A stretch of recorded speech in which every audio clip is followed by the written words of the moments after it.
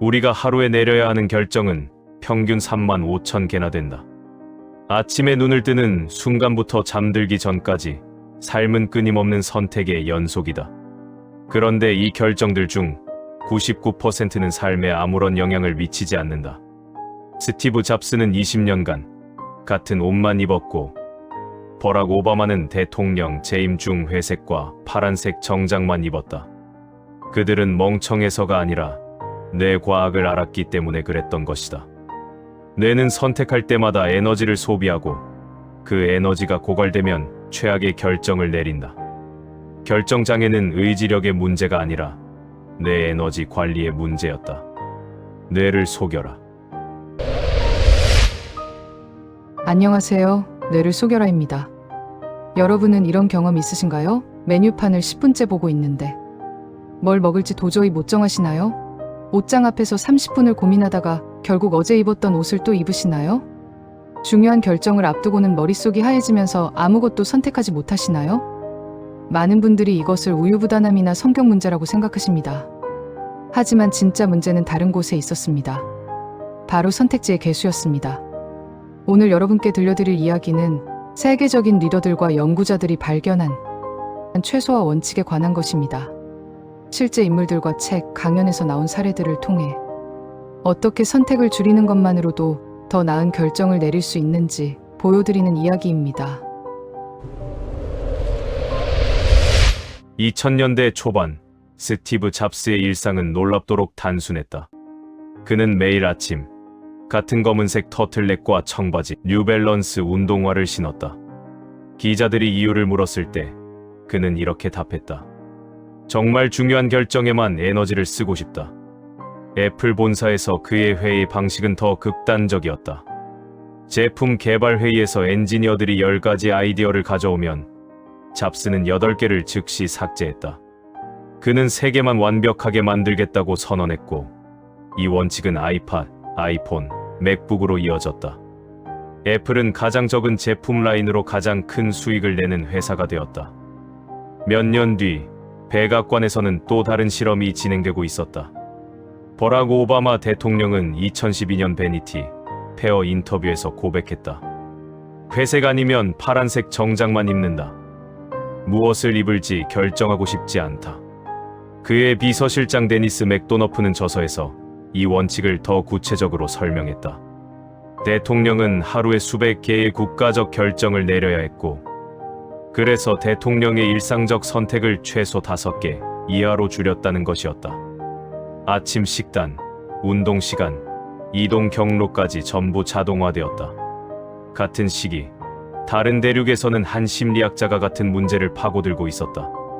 베리 슈워츠 교수는 자신의 책 선택의 역설에서 25년간의 연구 결과를 공개했다.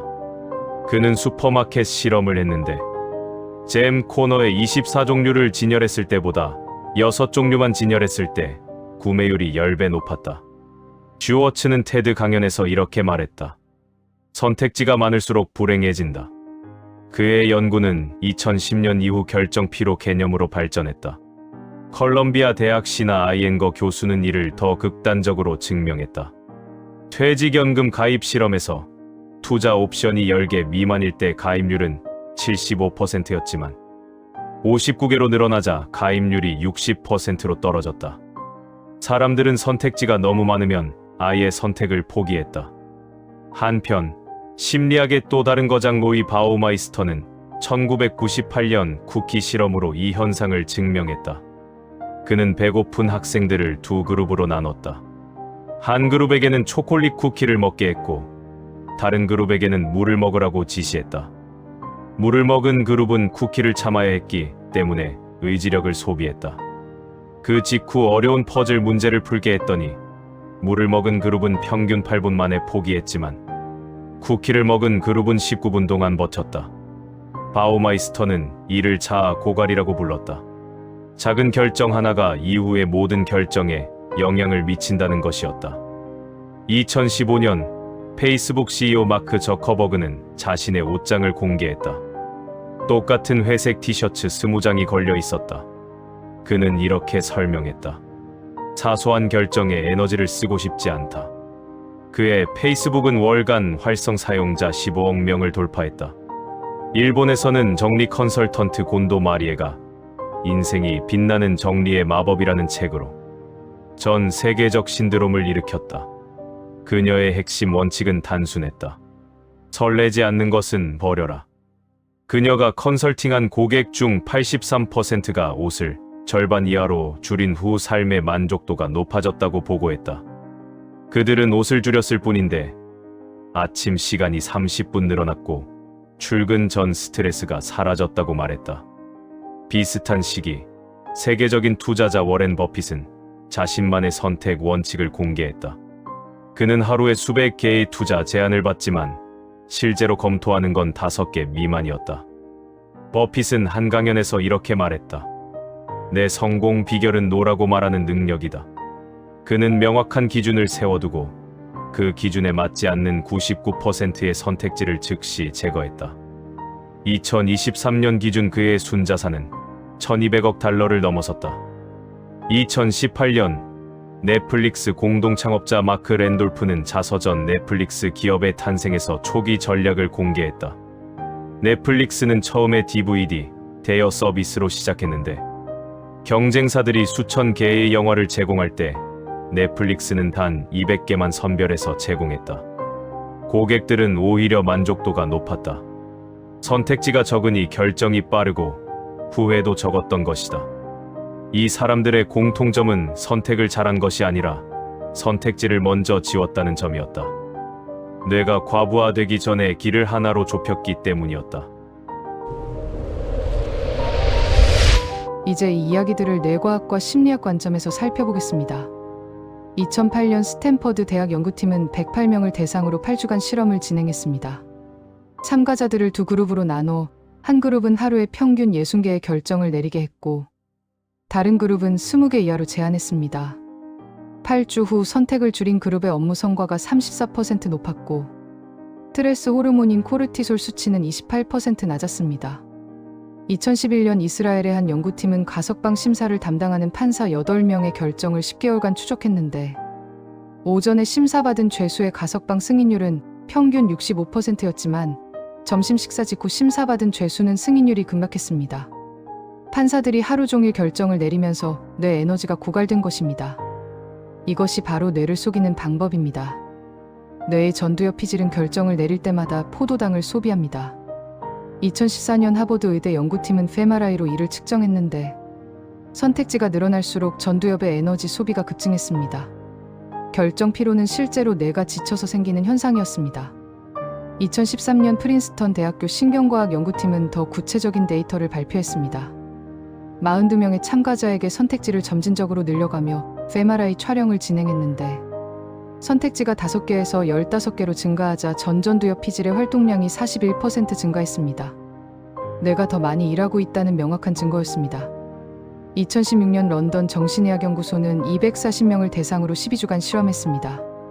일상의 선택지를 절반으로 줄인 그룹은 우울감이 41% 감소했고 삶의 만족도는 37% 증가했습니다. 연구팀은 선택지를 줄이면 뇌의 보상 시스템이 더 활성화된다는 것을 발견했습니다. 2017년 UC 버클리 연구팀은 186명을 대상으로 6주간 결정, 과부하와 인지 오류의 상관관계를 분석했습니다. 하루에 50개 이상의 선택을 강제로 하게 만든 그룹은 단순 계산 문제에서도 오류율이 22% 증가했습니다. 선택이 많아질수록 판단력 자체가 흐려진 것입니다. 왜 이런 일이 벌어질까요? 심리학자들은 이를 선택 과부하라고 부릅니다. 선택지가 많아지면 뇌는 최선의 선택을 찾으려 하지만 동시에 잘못된 선택에 대한 두려움도 커집니다. 결국 뇌는 에너지를 과도하게 소비하고 결정의 질은 오히려 떨어집니다. 스티브 잡스와 오바마가 같은 옷을 입은 이유도 여기에 있습니다. 그들은 아침의 사소한 결정에서 뇌 에너지를 절약해 정작 중요한 제품 개발과 국가 운영에 그 에너지를 쏟았던 것입니다. 오늘 사례와 연구에서 뽑은 핵심 실행 원리를 정리해드리겠습니다. 첫 번째는 일상의 선택지를 5개 이하로 줄이는 것입니다. 아침에 입을 옷 3벌, 먹을 아침 메뉴 2가지만 정해두십시오. 출근길도 하나로 고정하십시오. 이렇게 하루 시작 1시간 안에 내리는 결정을 최소화하면 오후의 중요한 결정에서 훨씬 더 명확한 판단을 하실 수 있습니다. 두 번째는 중요한 결정은 오전에 몰아서 처리하는 것입니다. 이스라엘 연구에서 봤듯이 뇌 에너지는 시간이 지날수록 고갈됩니다. 계약서 검토, 투자 결정, 중요한 회의는 가능한 오전 10시 전에 배치하십시오. 여러분도 할 수 있습니다. 세 번째는 선택 사전 패키징입니다. 제임스 클리어가 아토믹 헤빗에서 강조한 원리인데 선택을 미리 묶어두는 것입니다. 출근룩 3세트를 미리 조합해서 옷장에 걸어두십시오. 점심 메뉴도 월화수목금 5가지로 고정하십시오. 저녁 루틴도 운동, 독서, 휴식 중 하나로 패턴화하십시오. 이렇게 하면 매 순간 고민하지 않고 자동으로 실행할 수 있습니다. 네 번째는 선택을 자동화하는 시스템을 만드는 것입니다.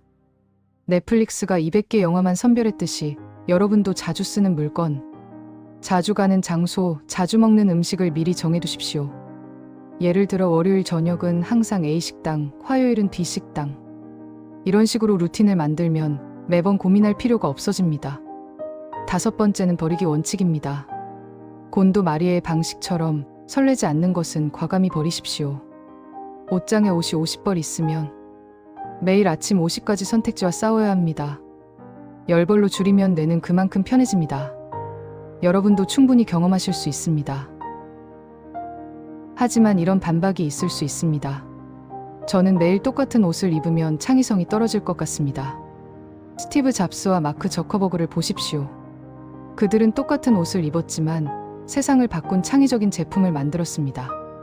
2016년 런던 연구에서도 일상의 선택을 줄인 그룹이 오히려 창의성 테스트에서 29% 높은 점수를 받았습니다.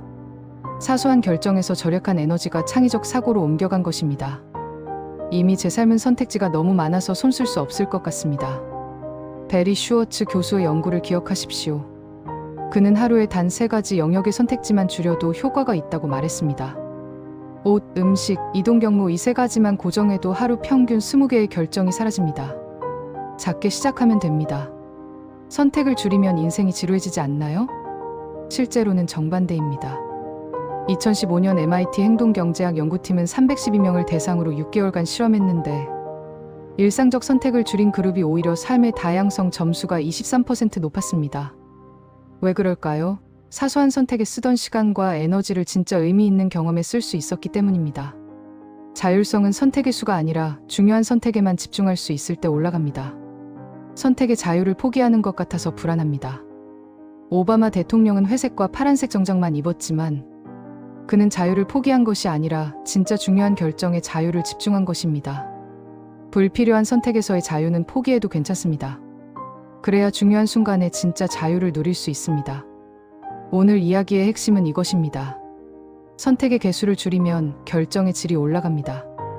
뇌는 하루에 쓸 수 있는 에너지가 정해져 있고 사소한 결정에 낭비하면 정작 중요한 순간에 최악의 선택을 하게 됩니다. 지금 이 영상이 끝나면 바로 실천하실 수 있는 행동을 알려드리겠습니다. 첫째, 내일 아침 입을 옷을 오늘 밤에 미리 정해두십시오. 단 한 벌만 꺼내놓으십시오. 둘째, 이번 주 아침 식사 메뉴를 3가지만 정하십시오. 월수금은 A, 화목은 B, 이런 식으로 고정하십시오. 셋째, 옷장을 열고 최근 3개월간 입지 않은 옷은 전부 박스에 담으십시오. 일단 시야에서 치우는 것만으로도 선택지가 줄어듭니다. 넷째, 오늘 밤 10분만 투자해 내일의 선택지 3가지를 미리 설정하십시오. 입을 옷, 먹을 음식, 할 일의 우선순위를 지금 정해두면 내일 아침이 달라집니다. 댓글에 나는 선택을 줄이고 집중을 키운다라고 적어주세요. 여러분의 다짐을 글로 남기는 순간 뇌는 이미 그 방향으로 움직이기 시작합니다. 뇌를 속여라. 그러면 여러분의 현실이 달라집니다. 감사합니다.